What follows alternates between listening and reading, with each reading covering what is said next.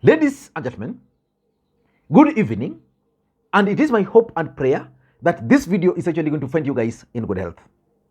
Personally, I am coping, but Kisumu is fantastic.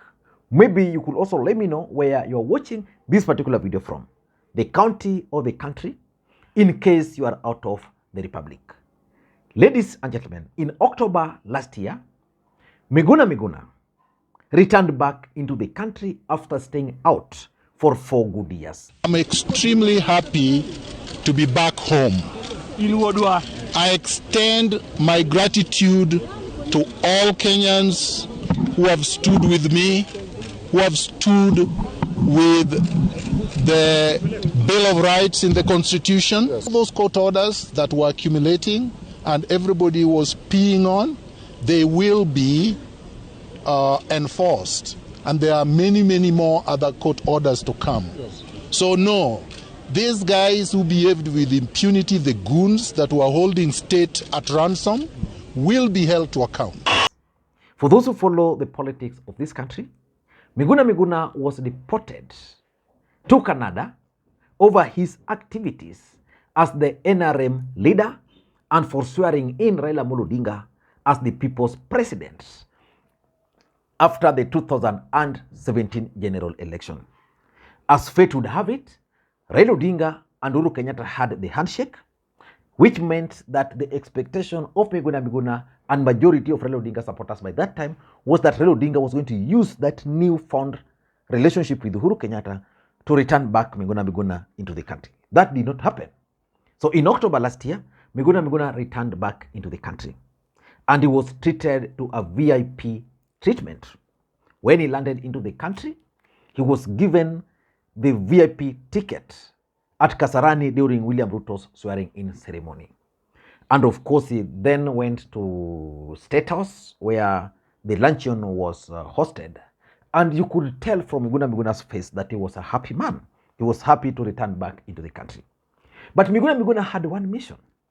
The mission of taking the Luos from Raila Odinga. He's generally calling it liberating the Luos. And he's been making a lot of moves without much success. So today, Miguna Miguna attended a funeral service in Oyugis. Based on the setup of that funeral, it must have been a small funeral in the village. And you could also tell from the videos which have come out of it that probably a relative of Miguna Miguna. But when Miguna Miguna was given the chance to speak, he started attacking Raila Odinga. And Miguna Miguna was kicked out of the podium and out of the funeral like Burukenge. Watch Miguna Miguna being kicked out of the funeral. And later on, I want to explain to you guys the lessons which I've learned from Miguna Miguna being kicked out of the funeral. Watch.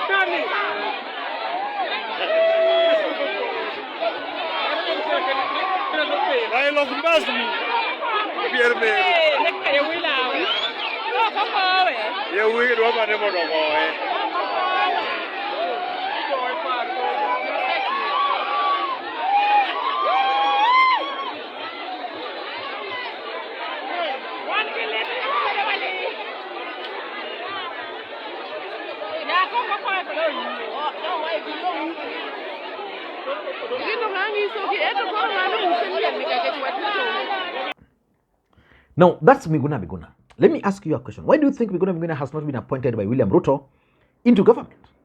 The truth of the matter, and I've been told by several UDA supporters from Nyanza, that Miguna Miguna is supposed to be appointed as an ambassador. Let us hope, and personally I'm praying for Miguna Miguna to get a soft landing. But why do you think these people kicked out Miguna Miguna. Of course, you could tell from whatever they were saying that stop attacking Raila, you must respect Raila, weenda huko, you are sponsored, But why do you think this event, this incident, as much as it's unfortunate, significant? I know majority of Luos are blaming Luos for kicking out Miguna Miguna, but the other day we saw lawyers also kicking out the UDA Secretary General from a funeral. For me, number one, if you ask me, Miguna Miguna must stick to his stronghold. And what is Miguna Miguna's stronghold? Debate. Miguna Miguna can thrive so well on TV. Miguna Miguna can thrive so well on social media. And it ends there. When you take Miguna Miguna to the public in the hope that you can persuade people to support your cause, then you are missing the point. If I were Ruto, I would employ Miguna Miguna as a social media guy in the office of the president. Because that's where he thrives. You send Miguna Miguna to the ground, this is what will happen. The other day he was chased out in I think was it in somewhere, I think was it in Moroni or Ahero. And it's going to go like that. And generally what normally happens, these things start like this, then they escalate. So Ruto should realize that Miguna Miguna cannot make any change on the ground for his cause. But he can have a big impact on radio, on TV, and on social media. When Miguna Miguna contested in 2007 in Nyando, he performed dismally. When he contested as a governor for Nairobi, when most people thought that indeed Miguna Miguna was going to make a serious impact, he failed to make an impact. In fact, I can't even count the number of votes he got as a gubernatorial candidate. So Miguna Miguna and the ground are different. But he has a stronghold, which is social media. He's good on Twitter, he's good on Facebook, and he's good on TV. Employ him there. Number two, and this is very important, Kenya Kwanza's strategy for Nyanza is not working for them. And it will not work. And therefore, if I were to advise them, because what I do on this channel is to advise both sides, is that they need to rethink their strategy. And they should employ the strategy which Uhuru Kenyatta used in 2013. You remember when Onyango Law was the Secretary General of TNA.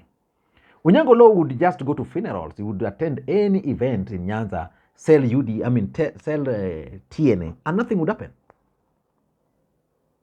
Because by that time, their focus was about selling their party. But you see, Miguna Miguna is mixing his emotion, his beef with Raila Odinga, and is trying to mix it with politics. In fact, right now, if you look at the people who are supporting Ruto in Nyanza, they have a beef with Raila Odinga, which means they cannot sell Ruto. They are out to fight Raila Odinga. You cannot succeed in fighting Raila Odinga in Nyanza, because let's face it, this is a man who's been leading these people for a long time. The people of Nyanza will tell you, and they believe so, that the development projects they see and they've seen in Nyanza, they can attribute all of them to Raila Odinga. So if you tell them Raila is bad and they're seeing roads which they believe Raila Odinga built, you tell them Raila is bad and they can see ports which Raila Odinga has brought.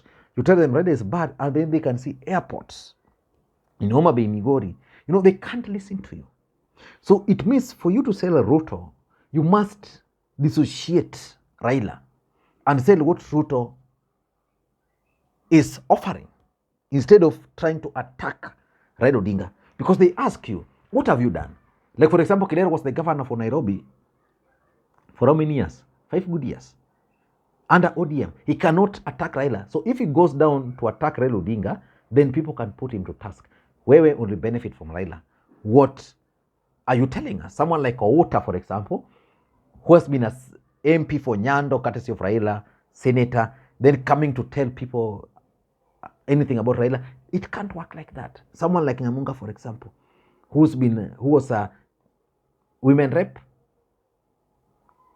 nominated senator, failed in his bid to become the senator, then jumped to Ruto's camp, cannot come and tell people here. So William Ruto and Kenya Kwanza must rethink their strategy. And that strategy must dissociate Raila Odinga from whatever they'll be selling. Otherwise, if they continue the way they're doing, we are likely to witness more of these people being kicked out of funerals, which for me, I really don't support. I don't support the politics of funeral politics. Number 3, and this also came out from the people who are speaking, that the Luo nation is yet to heal. They believe that they were robbed of their victory. So you can't just go, people who voted for a man like 99%, and you start telling them that that man is bad. You know, you start attacking that person. There's a chance that only a few of them have changed their minds. But they can listen to you. So from Miguna Miguna's statement and the experience, it is clear that the Luo nation are yet to heal. And therefore, they should be allowed to heal without opening the wounds. They believe that Jose Camargo robbed them their victory. They believe that the Supreme Court were compromised. And number 4, it is also clear that Raila Odinga remains the kingpin of the Nyanza. And that's not going to change anytime soon. And again, for Ruto, he must identify who is likely to be the kingpin.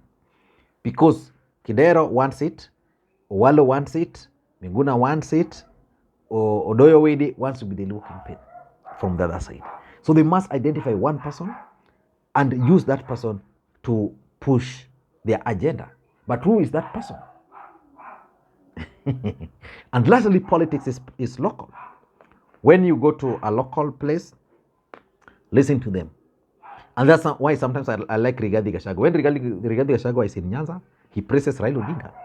When he's in Mountain, he attacks Raila Odinga.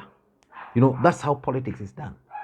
Miguna Miguna and Kenya Kwanza needs to understand that politics is indeed local. I don't know what you think. That's my take. Thank you guys, and may you have a good day. Bye-bye.